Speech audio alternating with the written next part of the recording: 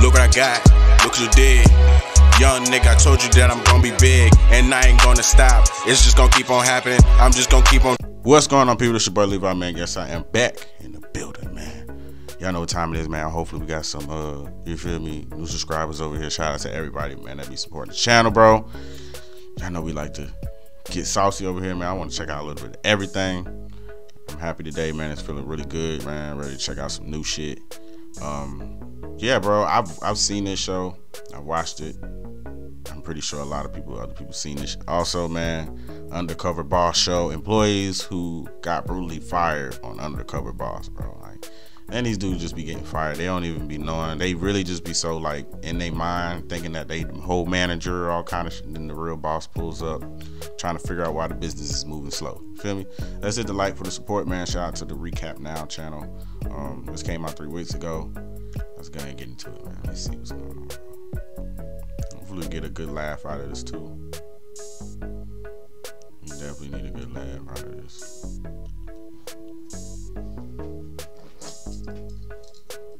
A look at the situations in which employees lost their job as a result of their bosses going undercover on the long-running classic show Undercover Boss USA. The show has featured a number of high-level executives from well-known companies who have gone undercover in their own companies to investigate how the companies operate. Number 1. First up, employee Ronnie hates customers. The CEO of Boston Market sends in Sarah Bittorf, the chief brand officer at the company, to assess his employees. He specifically assigns her to ensure that if there is anything that needs to be fixed, she does that immediately. Sarah clearly understands the significance of her assignment and does not want to fail her boss. Hi, Sarah. Have a seat. I've spent so much time in the field. They're going to recognize me right away. You have a great advantage. They're not going to know who you are, and you're going to get down to the issues working alongside of them. The CEO is putting a lot of faith in me for this assignment, and I have to get it right. My husband's going to freak out when he sees this. Customer interaction happens. I can influence the customers as well.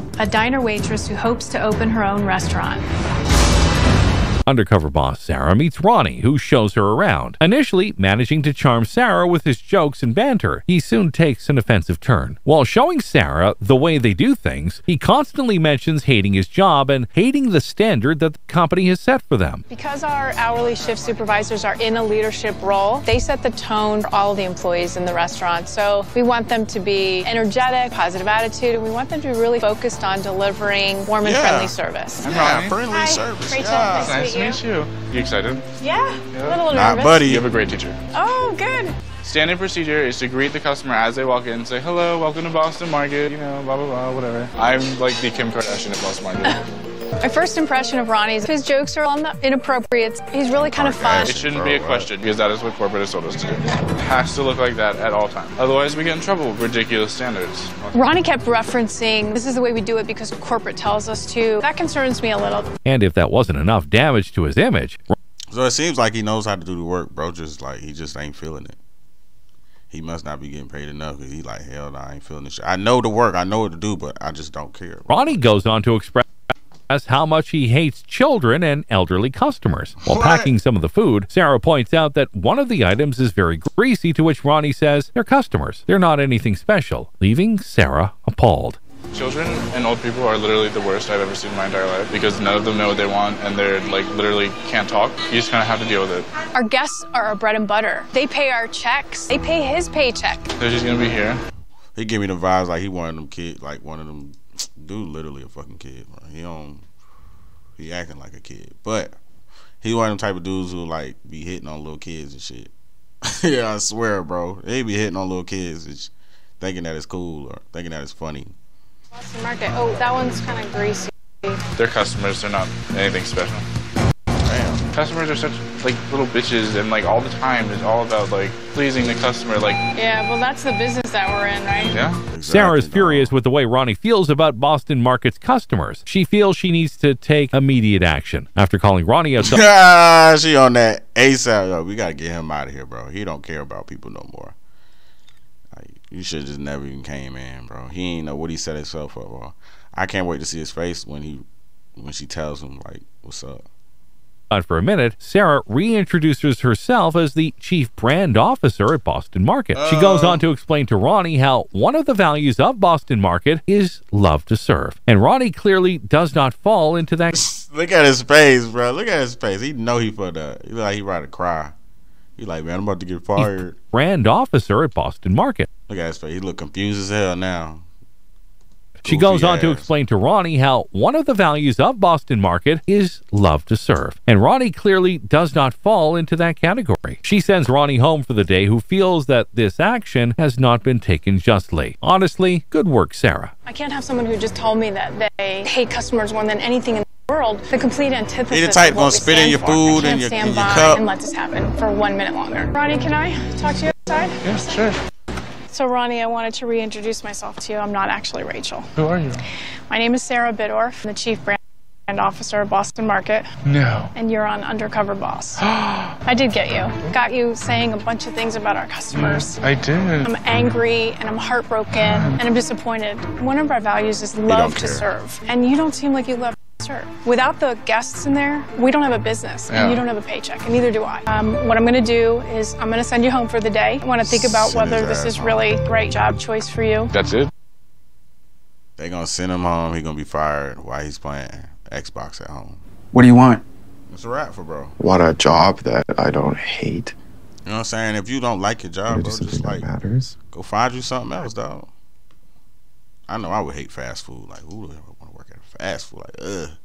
But hey, if you gotta get that bag, you gotta get that money. You know what I'm saying? That's it? That's all? That's all. I don't know. I didn't think it was that terrible. It's not wrong of me to hate people. I'm not trying to justify like how mean I was to a customer. Bro, you're working in a restaurant with people coming in there. What you talking Number about? 2. Up next, front desk associate Jacqueline needs an attitude fixing. Founder of Retro Fitness, Eric Casabori, tackles some very heavy lifting of his own as an undercover boss. He meets the front desk associate at the branch, Jacqueline, who initially makes it to the good side of Eric until, of course, she opens her mouth. I want to go undercover because we're at a critical point in Retro Fitness. Hey, they be getting Today comfortable. we're in Fair Lawn, New Jersey, Retro Fitness, where we'll be working at the front desk. It would be my expectation that whoever's working is up for the task. The front desk position is really important. Nice to meet you. Nice to meet you too. You got your... I do, yes. Oh, there we go. I'm ready. When it comes to a lot of stuff to know, Okay. but it's not hard. Like me, I'm just a front desk. So I just kind of sit here, say my heys, how are you, walk around, do that. No, but most of the time I'm kind of just like this. Someone walks in, hey, how you doing? Use that while you work. If someone may have a question, maybe they might not approach you because they think you're busy. That's actually never happened to me. People love to interrupt here. But even if you was like hiring somebody new, you want to show them that you on your phones, or you basically saying like you can just play on your phone. Like, nah, you want their ass to work. People love to be obnoxious. I'm not a slave. I don't work for you. People, I just want to punch them in the face sometimes. She her own boss. Think, hey, all is right in the world. And then she opens her mouth and it's like, you know, the bats from hell start flying out. Jacqueline's tongue is as sharp as a knife, and she chooses to stab while she teaches Eric how she does things. She shows him how to make smoothies her way instead of what the recipes tell them to do. And then she continues to dump all of the leftover smoothies down the drain. Eric, who objects and is dealt with by Jacqueline in the same manner and called condescending. Do you want to do smoothies? Yeah, I think it's great. They're really important. It's super explanatory. Like you would be literally... God damn, you see the menu? That's a lot of smoothies. Brain dead if you can't get it. So if you look at that and can't understand it, then you should probably turn around and not do this. Go here. This is our peanut butter and chocolate. We're not supposed to put more than what it says on the menu. And it says on the menu 1 pump. I always put 2.5. It tastes better, honestly. The juice bar is on average 15% of the annual revenue inside of the gym. One area of the gym that I really care about. At some point I realized that maybe we should have renamed it Jacqueline's Juice Bar. Do you want to show me how to make a shake? Dirty peanut. You said a dirty peanut, right? Okay. Oh, you're gonna do it the way I told you. The way you told me. Okay. So we want 2 of these from you, right? That's not a full One. Yeah, do it the way I told you, not the company way. Do it the way I told you. Come on. Picking up the pace. Here we go. That's enough ice. Okay. I would normally hit the code. Telling you the way people like it. Okay. But if you don't want to listen to I it would for me. love to listen to you. Eric leaves work immediately and calls the franchise She don't know manager who she Bob talking to to, discuss dog. this further. Later, Jacqueline is The called boss. in and Eric confronts her about her behavior behind the desk. Bob is also called in and he tells a teary-eyed Jacqueline that it's best if they part ways. Hi, Jackie. Hi, Think you Bob. know who this is? Yes, I know who it is. Hi, Eric.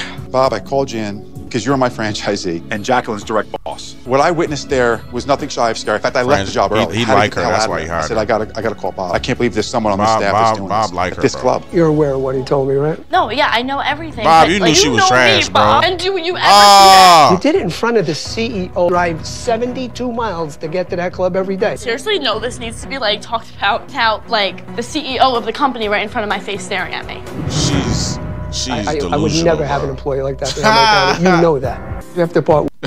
I should have had that clip. I'm a victim.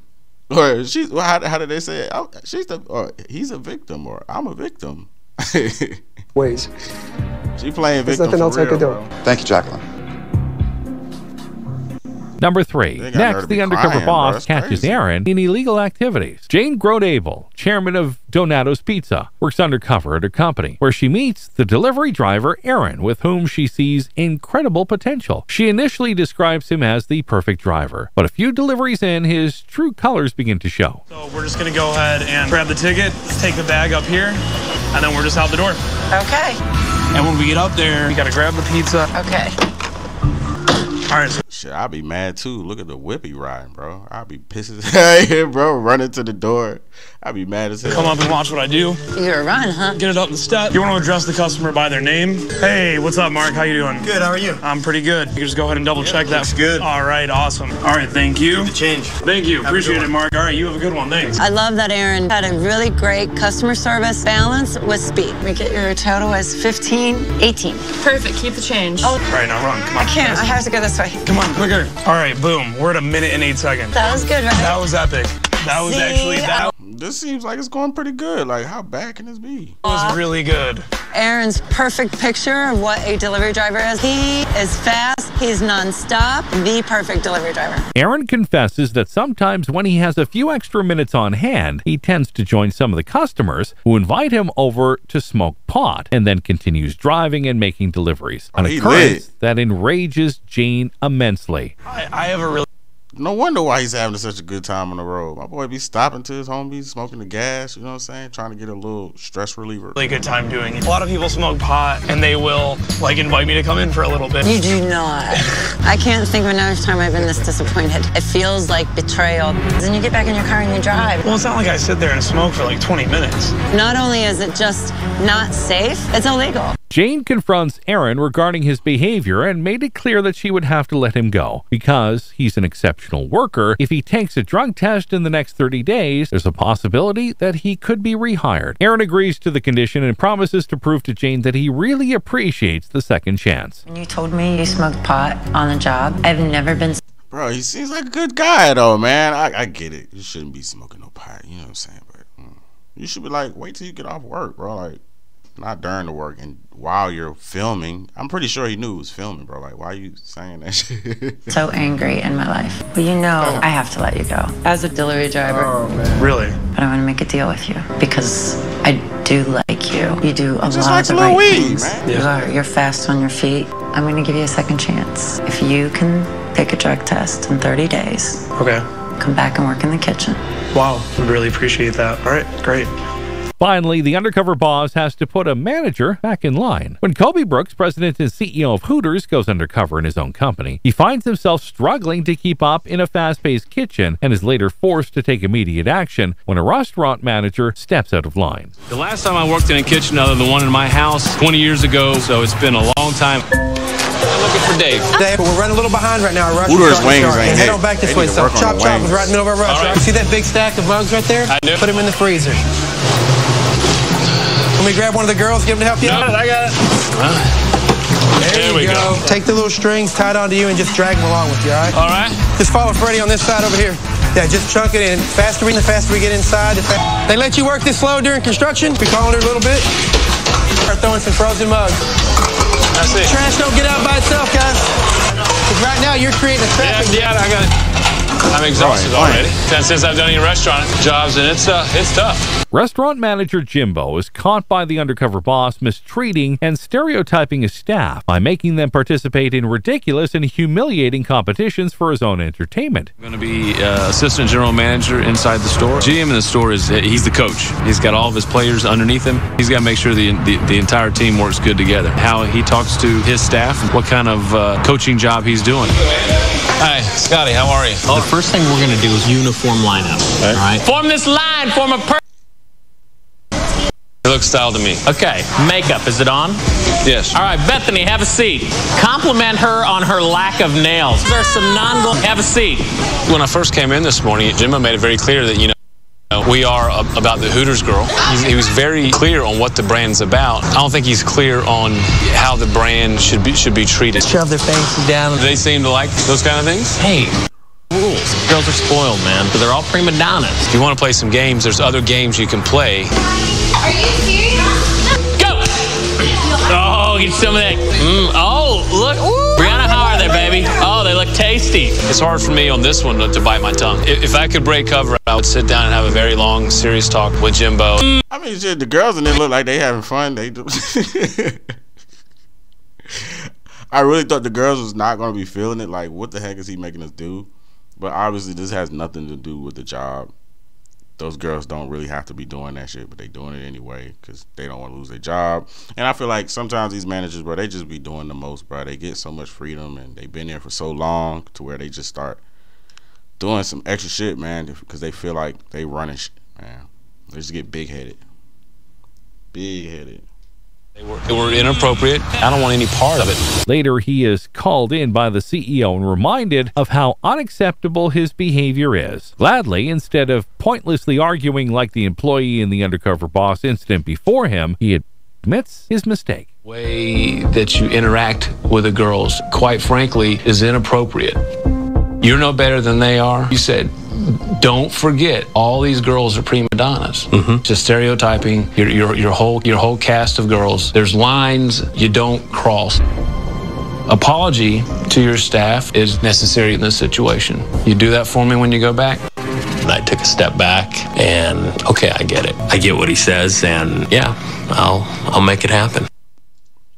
Undercover boss, bro. I gotta pause this for y'all, man. This shit'll keep going on. Undercover boss, man, y'all let me know if y'all want some more of these videos, bro. And yeah, bro, I'm gonna see y'all next video. Peace.